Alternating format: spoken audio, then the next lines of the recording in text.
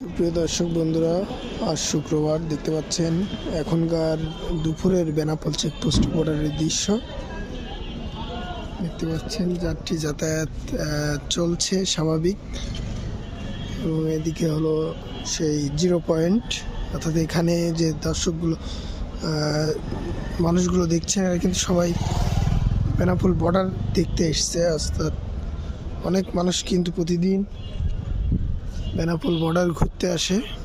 দেখতে পাচ্ছেন ওই দূরে যে গেটটির ওই পাশেই কিন্তু ইন্ডিয়া।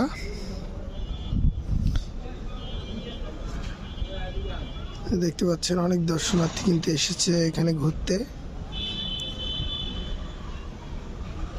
এবং এই দিক দিয়ে কিন্তু পাসপোর্ট যাত্রী যাতায়াত করে।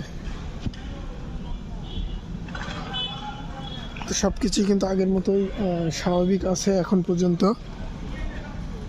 যাত্রী যাতায়াত, যাওয়া আসা সব কিছু স্বাভাবিক আছে। এইদিকে হচ্ছে দর্শনার্থীরা এসেছে ঘুরতে, যেহেতু আজ ছুটির দিন শুক্রবার। দেশের বিভিন্ন স্থান থেকে মানুষ আসে এই বেনাপোল বর্ডার দেখতে।